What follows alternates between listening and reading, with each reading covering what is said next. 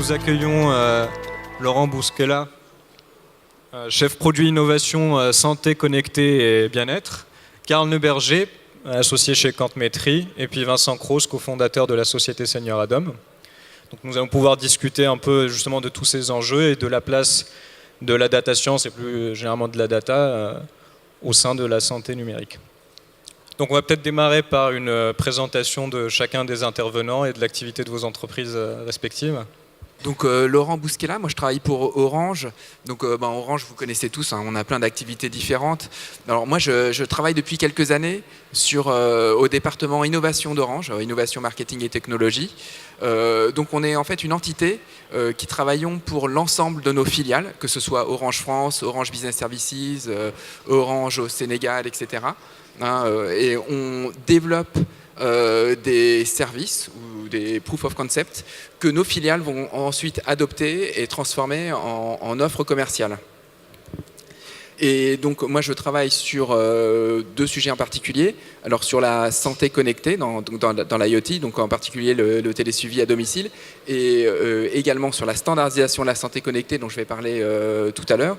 Et je travaille depuis quelques mois sur le bien-être, dans le cadre d'un programme où on est quelques personnes à travailler sur le sujet, et en particulier sur le bien-être au travail. Bonjour à tous, donc moi c'est Karl Neuberger, donc je suis associé chez Quantmetry et j'ai notamment en charge notre activité dans le secteur santé.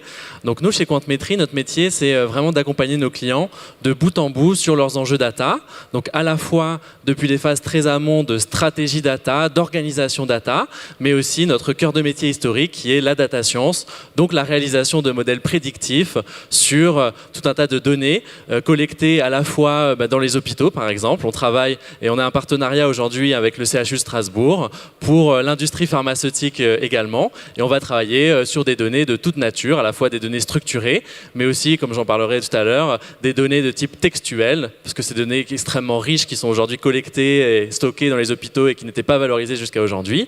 Et puis, grâce au progrès du machine learning également sur de l'image, voire du flux vidéo, sur lequel on a tout un tas de cas d'usage assez intéressants.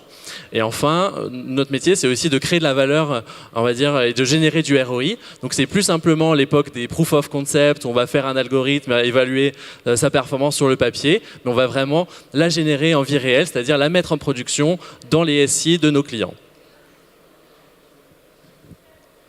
Bonjour, Vincent Croce, cofondateur de Senior Adam. C'est une boîte qu'on a montée en 2012 avec deux associés.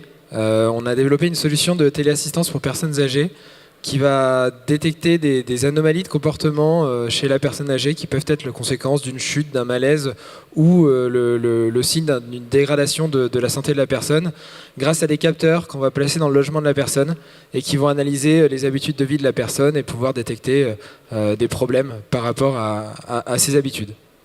Donc on commercialise cette solution depuis 2015, donc ça fait 3 ans maintenant. Voilà. Merci.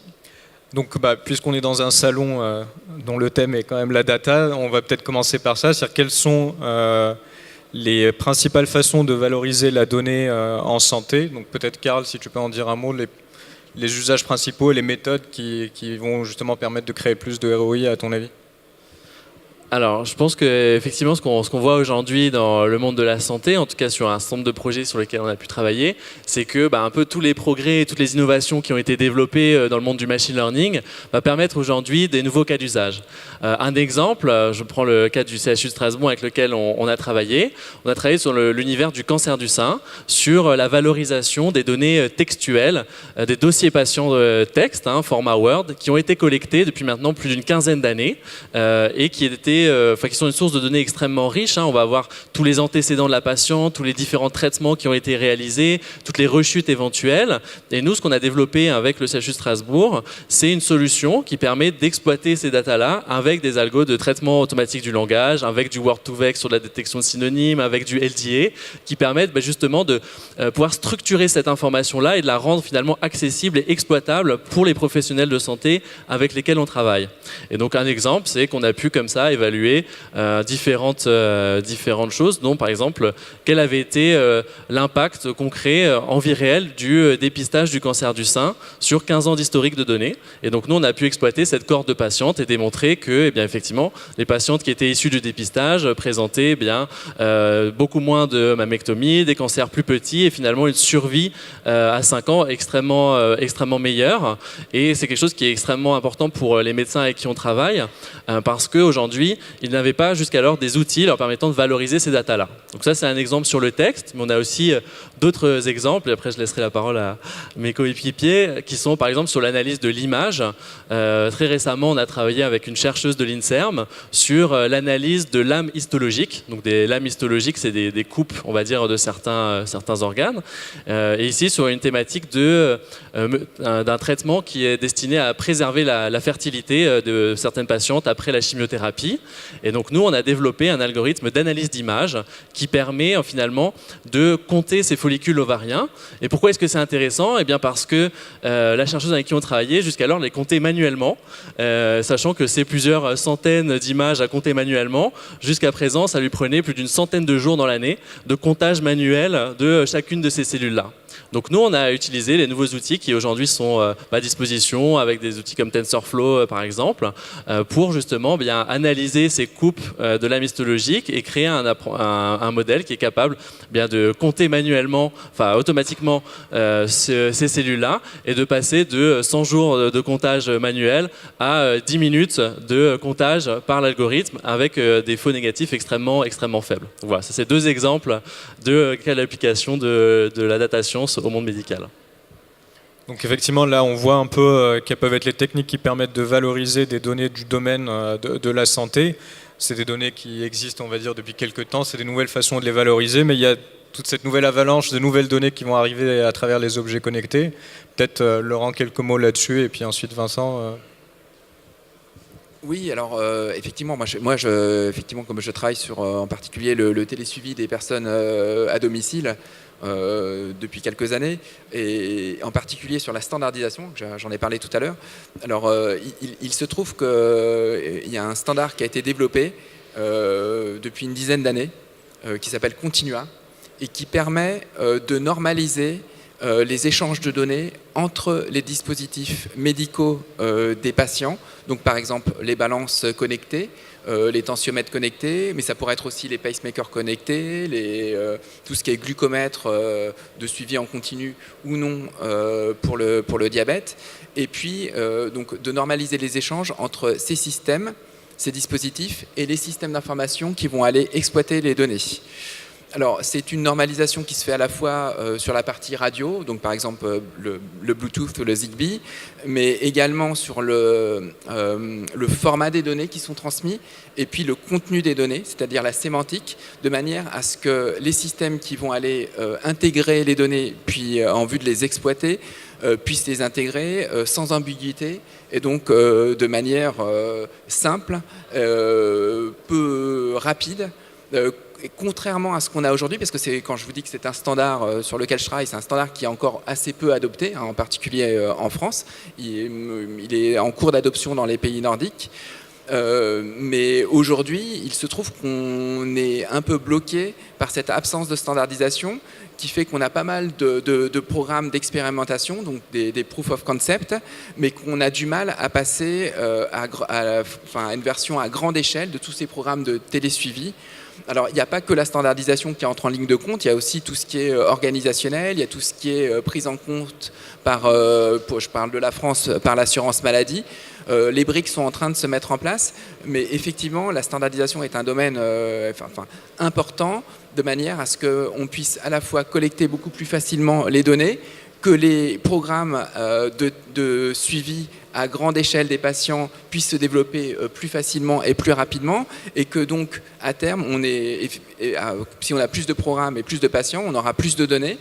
Et puis l'autre avantage, c'est qu'elles seront stockées dans les bases de données de façon standardisée, et donc elles seront plus facilement exploitables. Peut-être Vincent, tu es en plein dans ce sujet-là. Moi, je peux rajouter un petit peu quelques mots sur la difficulté de passer du POC à l'industrialisation. parce que c'est vrai que nous, ce qu'on a développé, c'est quelque chose qui est basé sur des données assez simples, puisque c'est des capteurs qu'on pourrait acheter dans le commerce et qui ressemblent à des capteurs d'un système d'alarme. Et on récupère des informations très basiques sur ce qui se passe dans le logement du domicile, dans le logement de la personne. Mais ça nous permet d'analyser pas mal de choses, en particulier d'analyser le sommeil, d'analyser l'activité de la personne au sein du logement. Et on peut faire pas mal de choses qui vont de la détection de grosses anomalies à la détection à la prévention pour pouvoir détecter des prémices d'Alzheimer, des prémices de problèmes de santé de la personne.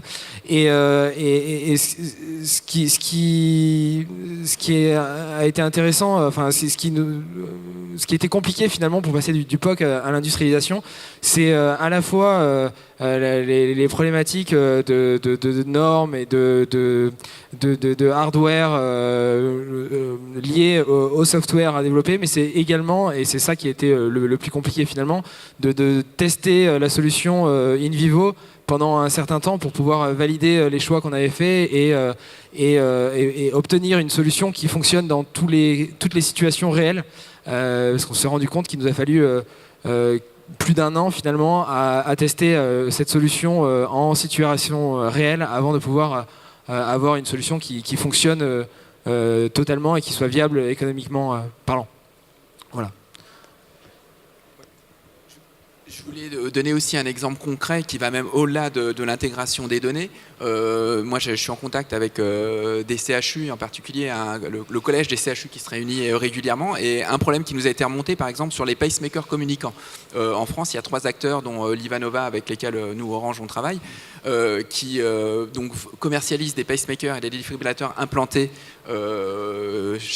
auprès des patients, donc qui passent par les médecins. Et les CHU se retrouvent avec ces 3 fabricants qui ont en fait 3 logiciels avec donc les données ne sont pas normalisées. Du coup, eux ne peuvent pas les intégrer dans leur propre système et c'est très compliqué à avoir à la fois 3 logiciels pour une même pathologie en fin de compte. Et voilà, ce problème de normalisation, il va jusqu'à le niveau applicatif que moi je traite pas, mais sur la standardisation via Continua.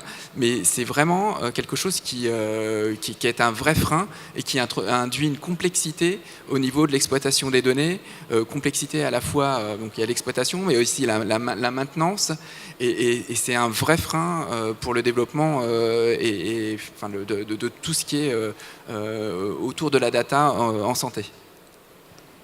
Donc effectivement, on voit bien que ça peut être assez bloquant pour le développement de ces nouveaux business models. Au-delà de ce frein lié aux normes techniques, qu'est-ce que les autorités publiques peuvent faire pour aider justement au déploiement de ce nouveau type de technologie ? Est-ce que c'est essayer d'imposer une sorte de norme ? Est-ce que c'est plutôt de l'accompagnement des acteurs ? Est-ce que c'est de la prise en charge, par exemple, pour pouvoir justement dépasser ces stades des expérimentations pour aller un petit peu plus loin ? C'est quoi, selon vous, les autres le blocage qu'il faudrait lever pour pouvoir vraiment laisser se déployer la santé numérique? Alors si je parle de la France, il y a le problème du financement, qui est un problème important. Aujourd'hui, sur tout ce qui est télésuivi et puis aussi maintien à domicile, mais alors surtout sur le télésuivi, on a des programmes d'expérimentation qui ont été lancés, qui sont financés. Donc, par exemple, sur l'insuffisance cardiaque, l'insuffisance respiratoire, puis il y en a 4 en tout. Mais il faut aller au-delà. Donc la problématique de la prise en charge de ces systèmes par l'assurance maladie est très importante. Alors pour les pays nordiques, on est dans la même configuration, donc eux ils sont passés au stade du financement. Si je prends le cas des États-Unis, c'est plutôt les assurances privées, mais la problématique est la même. Donc il y a ça, et puis après il y a tout ce qui est organisationnel. Par exemple, aujourd'hui les CHU s'organisent de façon régionale via des regroupements qui s'appellent les GHT. Et c'est aussi un des moteurs. Et après, au niveau du point de vue de l'interopérabilité, effectivement, l'intervention des pouvoirs publics est est décisive. On le voit dans les pays nordiques, mais même aux États-Unis, où par exemple le référentiel, le standard a été référencé comme le standard pour la santé connectée. Ils veulent aller beaucoup plus loin, ils veulent le rendre obligatoire. Et en France, aujourd'hui, c'est en cours d'analyse du point de vue technique par le ministère de la Santé, mais également, on travaille avec le SNITEM, qui est l'organisation qui représente les fabricants d'équipements médicaux. Et ils veulent vraiment avancer sur ce sujet parce qu'il est très important que tous les acteurs de l'écosystème se mettent en ordre de marche. Parce que si ce sont seuls les fabricants d'équipements qui adoptent un standard, et ça on a eu longtemps ce problème, c'est-à-dire qu'en fait c'est un peu le problème de la poule et l'œuf. Si de l'autre côté ceux qui exploitent les données ne se sont pas alignés, ne se sont pas mis d'accord sur le standard à utiliser, forcément on reste au même état pendant un certain nombre d'années. Sur le volet data, c'est vrai qu'aujourd'hui, je trouve dans le monde de la santé, par rapport aux autres acteurs avec qui on peut travailler, c'est sûr que c'est un secteur qui est un peu plus en retard. Moi, je pense de l'ordre de 5 à 7 ans de retard par rapport à des acteurs, je ne sais pas, du monde financier ou du monde industriel. Et je pense qu'il y a un enjeu aussi au niveau réglementaire sur la capacité à pouvoir travailler sur de la donnée de santé, à pouvoir avoir accès à ces informations-là. Parce qu'aujourd'hui, si je prends les exemples de projets qu'on a pu démarrer, premier projet, on a mis 8 mois avant d'avoir les autorisations pour pouvoir démarrer le premier projet. Donc c'est vrai que c'est un temps qui est quand même beaucoup plus long. Alors évidemment, c'est compréhensible aussi. Mais je voudrais quand même rappeler que, par exemple, quand on travaille sur un nouveau médicament, qu'on travaille sur le traitement d'une nouvelle pathologie, nous, on a souvent des associations de patientes ou de patients qui sont partenaires, et eux, ils sont vraiment très motivés à ce que ces données-là qui ont été collectées, elles servent à faire avancer la recherche, à faire avancer de nouvelles innovations. Donc, il faut, je pense, être aussi conscient que certes, il y a des notions qui sont fondamentales et sur lesquelles on insiste beaucoup, qui sont le consentement des patients, l'anonymisation des données, etc. Mais que la finalité, elle est quand même derrière de faire progresser le monde de la santé et que c'est important de trouver des solutions pour accélérer un petit peu ces temps d'accès à la data et de pouvoir favoriser ce genre de projet.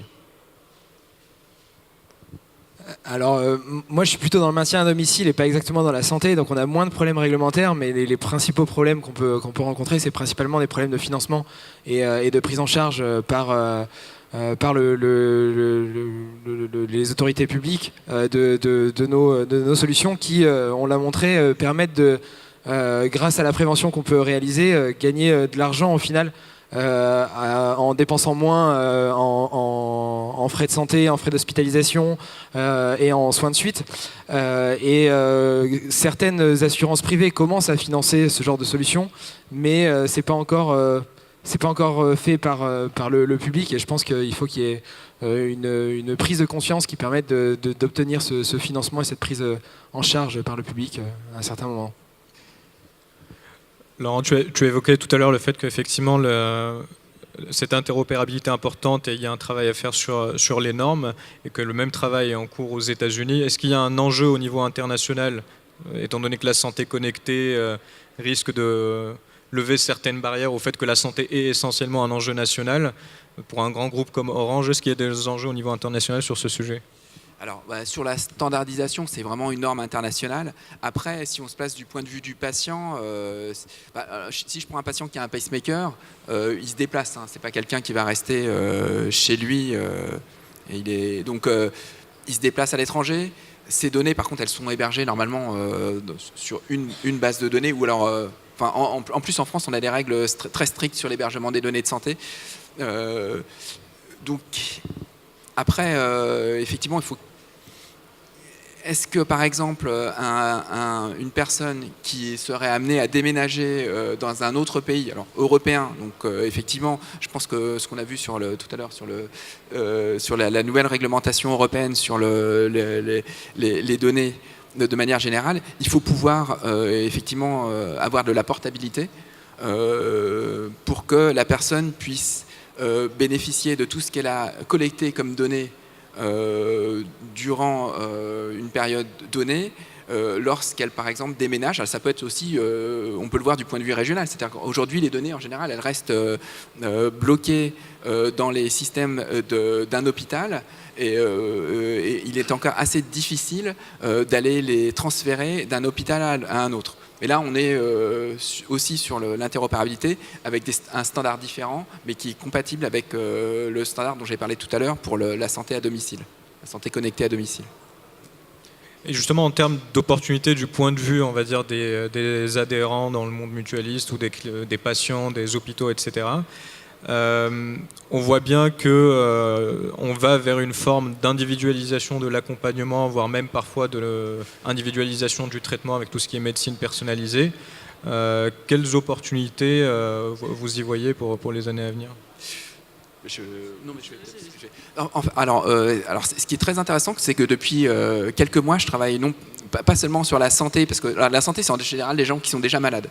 Mais je travaille aussi sur donc tout ce qui est j'ai parlé du corporate wellness, du bien-être au travail, et il y a un gros aspect prévention. Et donc ça, je pense que c'est un domaine sur lequel on peut travailler, qui n'est pas forcément simple, parce que par exemple l'assurance maladie, elle va prendre en charge des pathologies déjà avérées et souvent graves. Et là, on a tendance à tendre vers une prise en charge qui va vers 100%. Par contre, tout ce qui est prévention, elle s'y intéresse, parce que depuis quelques jours, il y a une grande campagne qui a été lancée autour des problèmes de dos. Et qui sont la cause de pas mal de journées d'invalidité et donc d'absence au travail. Mais par contre, en termes de prise en charge, on voit que ce sont plutôt les assurances privées, les mutuelles, qui se positionnent sur cet axe-là. Et donc je pense qu'il y a un gros travail à faire sur tout ce qui est prévention, effectivement, pour essayer de faire en sorte que les gens... de reporter au plus tard de sa vie le commencement des maladies chroniques, qui sont quand même assez handicapantes.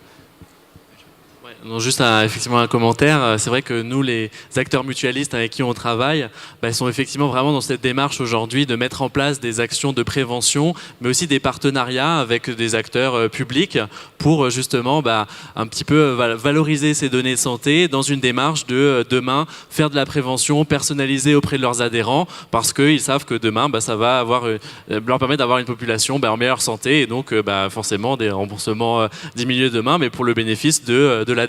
Donc je pense que c'est une démarche qui est aujourd'hui plutôt en cours, et avec un certain nombre d'acteurs qui cherchent vraiment à se positionner là-dessus.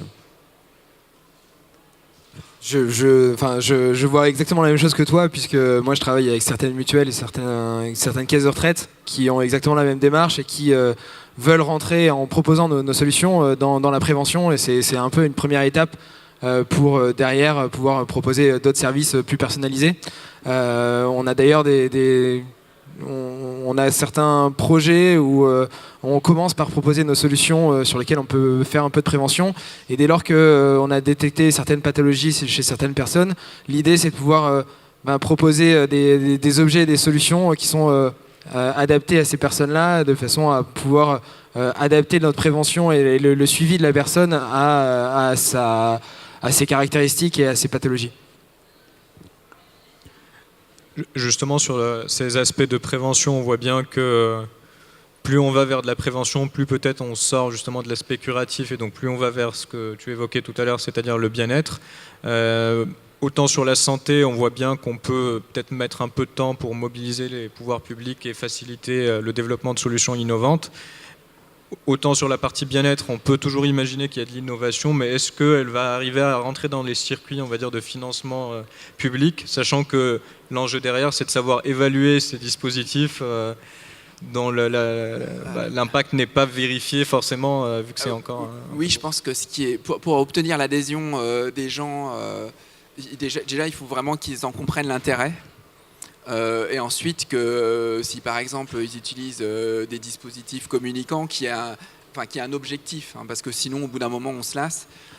Après effectivement on voit que ce que tu disais, c'est que les mutuelles s'intéressent de près au sujet, mais moi qui travaille aussi sur le corporate wellness, ça intéresse aussi les ressources humaines chez nous, parce qu'en fait il y a un bénéfice. Si les gens sont en meilleure santé, ils vont être absents moins souvent, ils vont être aussi plus productifs.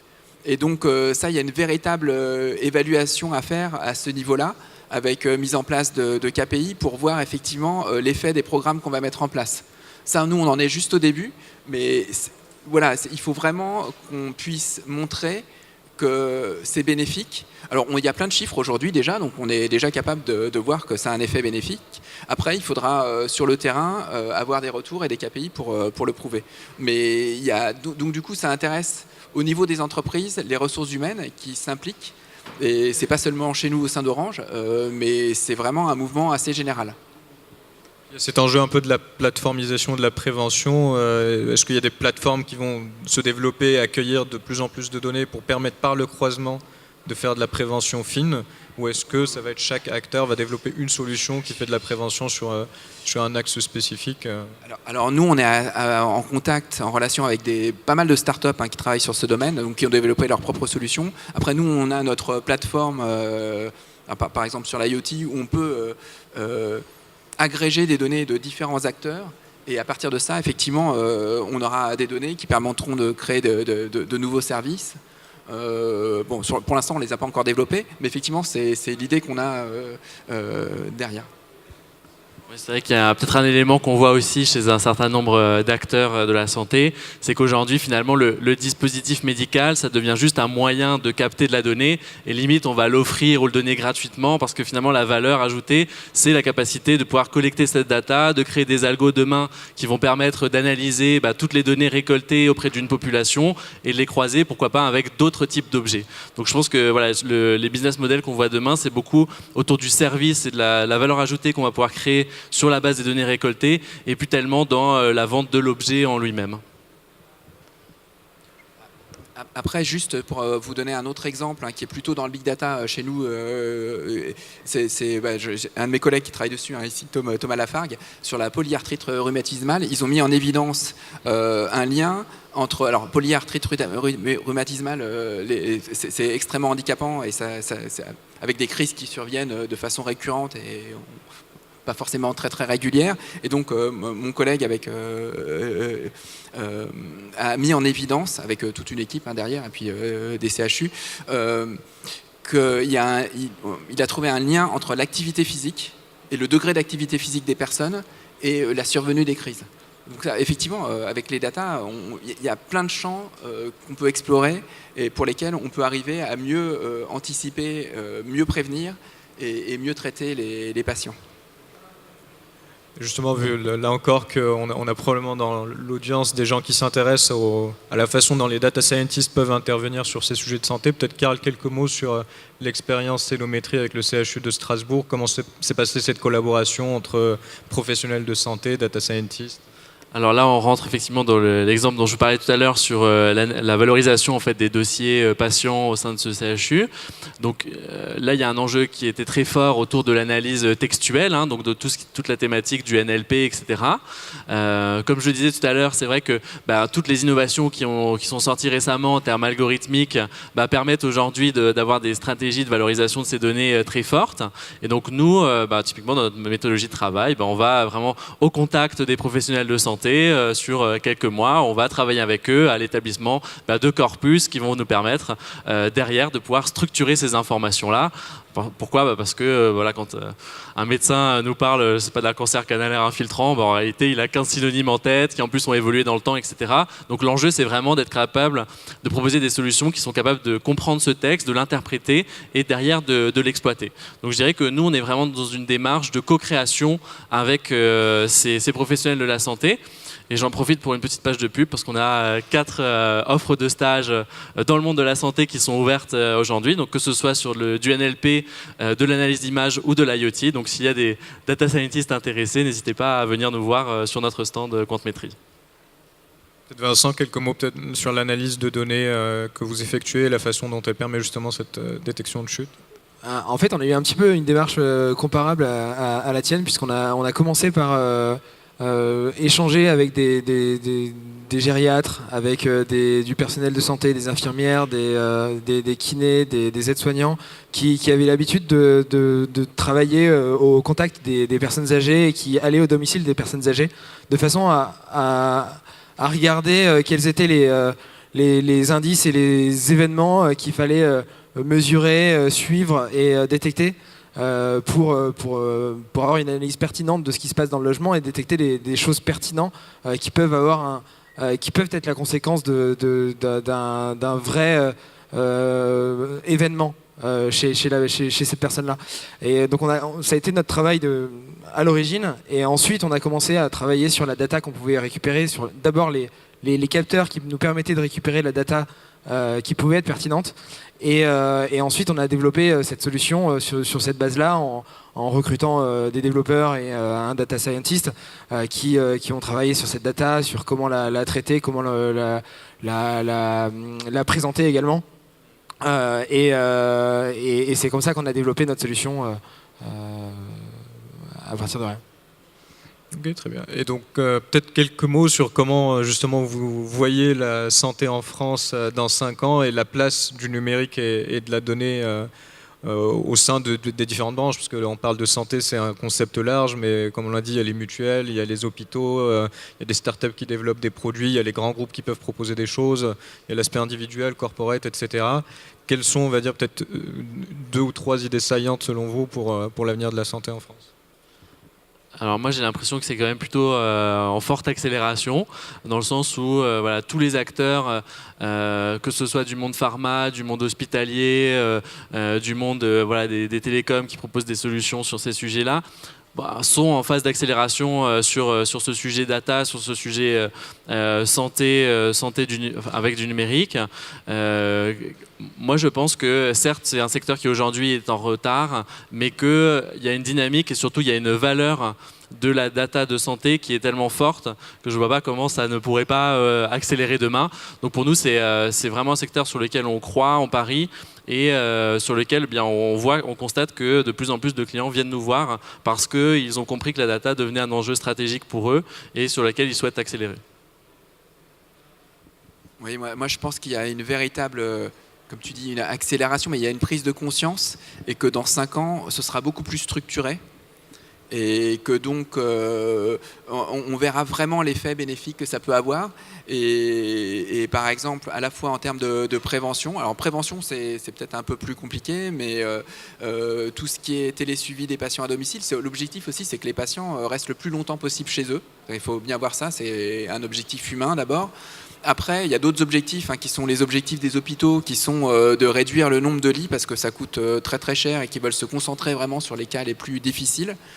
Et puis après, il y a un autre objectif qui est celui de l'assurance maladie, de contenir ces coûts.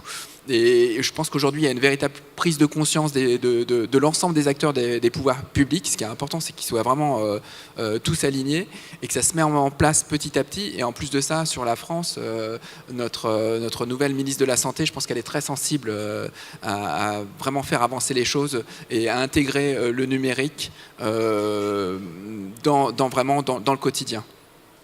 Et c'est vraiment c'est un gros basculement quand même, donc ça ne se fait pas du jour au lendemain, mais je pense que vraiment ça va se faire et d'ici 5 ans, on en verra les effets.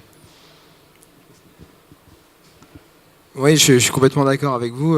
C'est d'ailleurs, on va vers une personnalisation de la santé et cette personnalisation passe par l'utilisation d'outils et de la data. Ça passera par une prise de conscience qui commence par le privé et qui va se transmettre au public dans un deuxième temps, à mon avis. Mais je pense que ça va aller assez vite dans les prochaines années. Merci beaucoup pour ces paroles très éclairantes. Donc je propose peut-être qu'on prenne quelques questions dans le public. Bonjour, moi j'avais plutôt une question sur le métier. Alors moi j'ai pas fait des études santé, mais vraiment très data et digital. Est-ce que c'est un malus ou pas de travailler dans la santé sans avoir fait pharma par exemple ? En tout cas, nous, les data scientists qu'on recrute ne sont pas forcément issus d'une formation santé particulière. Maintenant, voilà, le fait est qu'on va travailler en immersion complète avec des professionnels de santé, acquérir le discours, etc. Et donc, on va travailler aussi bien avec des internes, avec des médecins, avec des professeurs. Et c'est, je dirais, voilà, une montée en compétences qui se fait progressivement sur voilà, le vocabulaire commun à acquérir là-dessus. Sur les data scientists en particulier, je ne peux pas vous dire, mais je vois que de manière générale, on n'est pas forcément obligatoirement issu du milieu médical. Ça s'apprend et de toute façon, et en plus de ça, tout ce qui est analyse des données, c'est quand même quelque chose qui est assez naissant. Donc du coup, je pense qu'il y a de la marge. Bonjour, merci pour, tout ce que vous avez dit. Et j'ai 2 questions. La première, c'est par rapport à l'appartenance des données. Enfin, je ne sais pas si on peut vraiment appeler ça l'appartenance. Si par exemple quelqu'un a un objet connecté, je sais pas, par exemple un bracelet qui va mesurer plein de choses, à qui va appartenir les données qui sont produites? Est-ce qu'elles vont appartenir à la personne? Et du coup, ou est-ce que du coup elles pourront être partagées par exemple pour faire avancer la recherche médicale, ou est-ce qu'elles appartiennent à l'entreprise qui a vendu le bracelet et qui du coup pourra commercialiser ces données, etc. Donc ça, c'était ma première question. Et la deuxième question, je vais faire justement une thèse dans ce domaine-là, dans essayer de faire en sorte que les données puissent être plus facilement utilisables et que les délais soient pas... 8 mois, c'est énorme effectivement.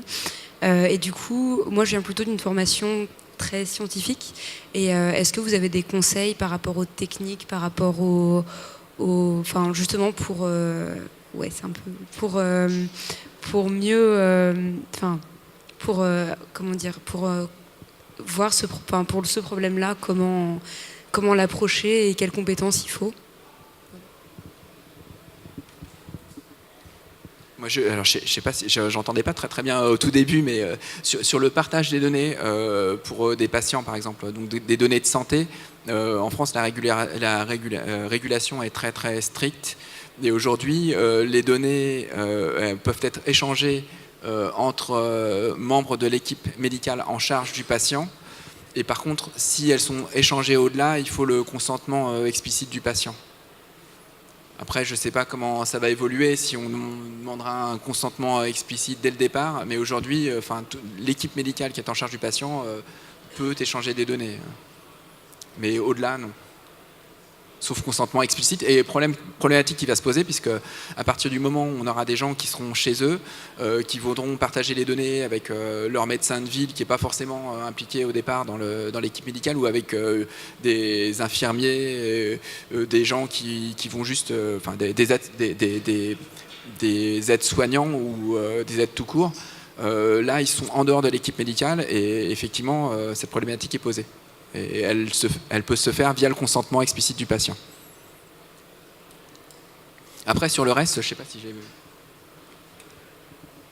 Non, après, moi je dirais qu'on a vu quand même quelques évolutions réglementaires. Il y a une nouvelle réglementation qui est sortie l'été dernier qui s'appelle la MR003. Donc, je vous inviterai à regarder en détail cette réglementation-là et voilà, qui facilite un petit peu l'accès aux données de santé et la typologie d'études qui peuvent nous intéresser.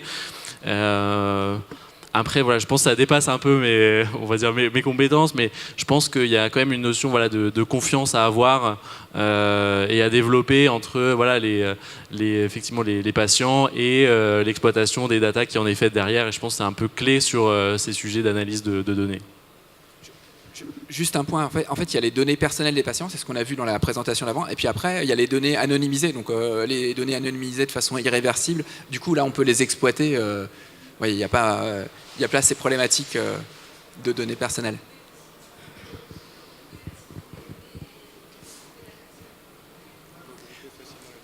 Oui, après, moi je ne suis pas un spécialiste de l'irréversibilité. Effectivement, peut-être qu'on perd certaines données et qu'elles sont un peu moins pertinentes après, ça c'est possible, si on veut vraiment que ce soit irréversible. Mais ça c'est un sujet à part entière et très technique.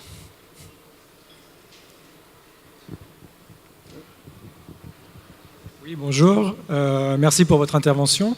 J'avais une question, c'est est-ce que vous pouvez nous décrire un peu le modèle économique de l'e-santé? C'est-à-dire qui va supporter les coûts de l'e-santé? C'est le bénéficiaire? C'est le financeur des dépenses de santé, c'est-à-dire l'assurance maladie? Comment ça marche? Alors c'est pour ça que c'est ce qu'on avait évoqué tout à l'heure. Le problème du financement est très important pour la France, parce que ça, en plus, chaque pays a un modèle particulier. Donc pour la France, ce qu'on attend, c'est que ce soit plutôt l'assurance maladie, peut-être aussi les mutuelles. Et puis après, il y a tout ce qui est prévention. L'assurance maladie, il est peu probable qu'elle ait les moyens de se positionner sur la prévention. Après, les gens eux-mêmes en France n'ont pas tellement l'habitude de financer eux-mêmes leurs propres services. Donc c'est pour ça que c'est plutôt sans doute les mutuelles. Et puis dans les entreprises, peut-être les entreprises elles-mêmes, c'est ce que je disais tout à l'heure. sujet sur lesquels nous on commence à travailler et qui intéresse beaucoup les ressources humaines. Parce que, finalement, est-ce que c'est pas le principal frein à une avancée plus rapide de l'e-santé, finalement, d'avoir un modèle économique qui n'est pas forcément bien clair, bien défini? Oui, le financement, c'est vraiment un point clé. Hein. C'est le point clé, d'ailleurs, le plus important. Même avant l'interopérabilité, le financement, c'est le point le plus important. Il faut que ça puisse être financé. Et ça met du temps à se mettre en place parce qu'il y a pas mal de proof of concept, mais après ils veulent être sûrs que voilà, il y a un bénéfice prouvé. Et puis surtout, le bénéfice, il n'est pas forcément immédiat, il peut être 3 ans après, 5 ans après. Et donc du coup, c'est ça aussi la difficulté. Alors justement, moi je dirige un bureau d'études dans la santé. C'est un organisme de recherche sur contrat qui fait de l'évaluation des innovations en santé. Et on évalue l'efficience et l'impact budgétaire des innovations en santé, principalement des médicaments, des nouveaux médicaments innovants. Et l'HAS, donc la Haute Autorité de Santé, nous demande de plus en plus de faire des évaluations en vie réelle, c'est-à-dire une fois que le produit est mis à la disposition de la collectivité. Et donc ça va passer, je pense, par des systèmes de suivi du patient en temps réel, en temps continu, etc. Et c'est vrai que la demande, elle est prête. La demande, je pense, elle est prête sur ce genre d'évaluation, mais on est un peu coincé aujourd'hui sur l'accès aux données. Ce sont des données très sensibles, et sur finalement la certification des données produites. Voilà. Ok, très bien. Bon, merci beaucoup à tous d'avoir assisté à cette table ronde. J'espère qu'elle aura apporté quelques éclaircissements et puis suscité quelques réflexions pour le futur, parce que je pense qu'il reste beaucoup de choses à faire dans le numérique et la data en santé. Merci.